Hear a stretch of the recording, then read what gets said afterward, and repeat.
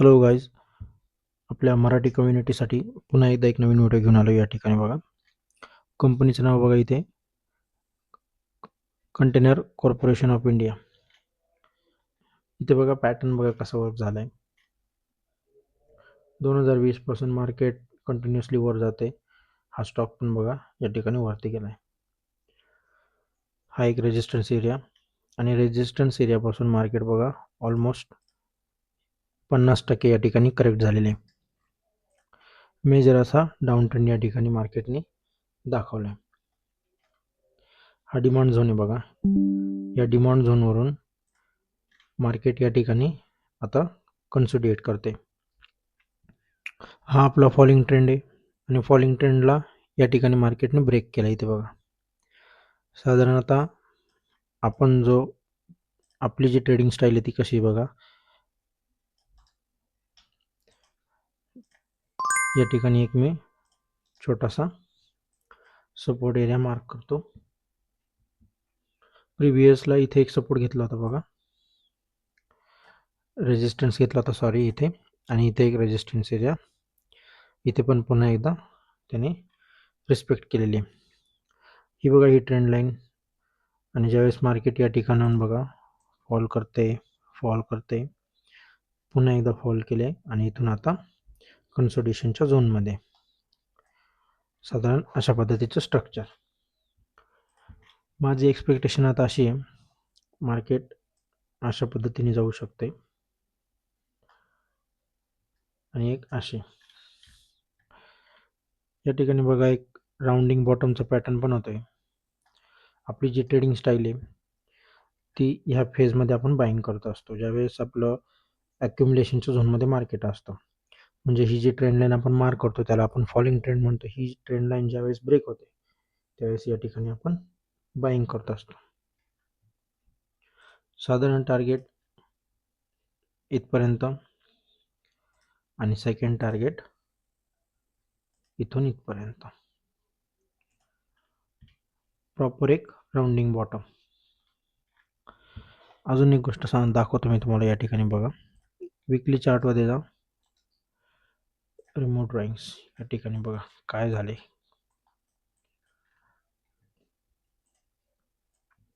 हा पॅटर्न बघा कुठला आहे.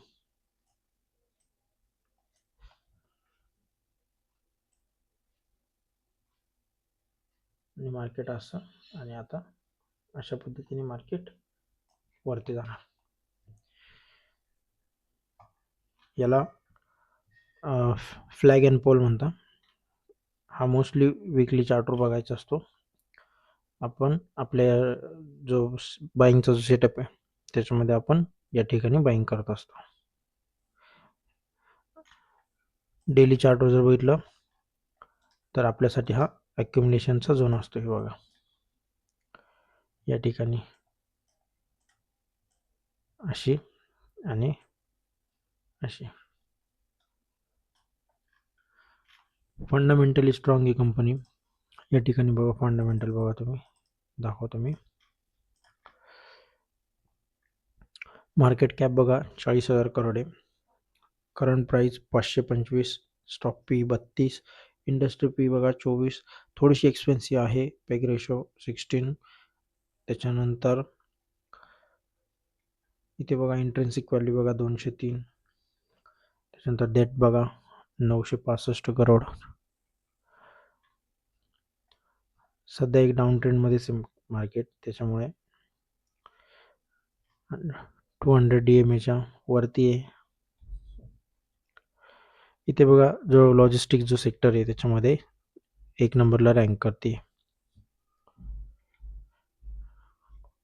क्वार्टरली रिझल्ट्स बघा.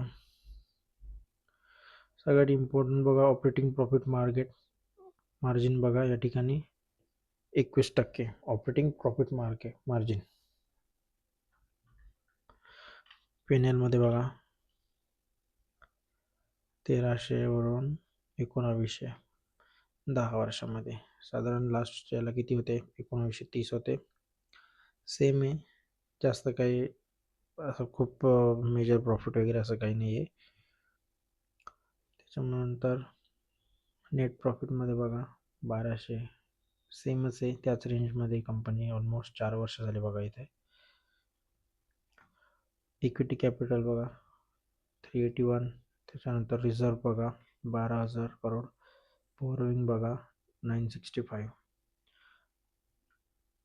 CWIP बघा 901. एक्सपांडेशनच्या मूडमध्ये कंपनी आहे. त्याच्यानंतर फ्री कॅश फ्लो बघा 344, ROC 12%. एकंदरीत आहे, स्ट्रॉंग आहे. शेअर होल्डिंग पॅटर्न बघा 54, 7, 29, म्हणजे पब्लिककडे फक्त 7% आहे. बाकी सर्व जे आहे ते DISकडे सगळ्यात जास्त आहे, FIS आणि प्रमोटर्सकडे जास्त आहे. प्रमोटर्स म्हणजे कोण? आपले प्रेसिडेंट ऑफ इंडिया.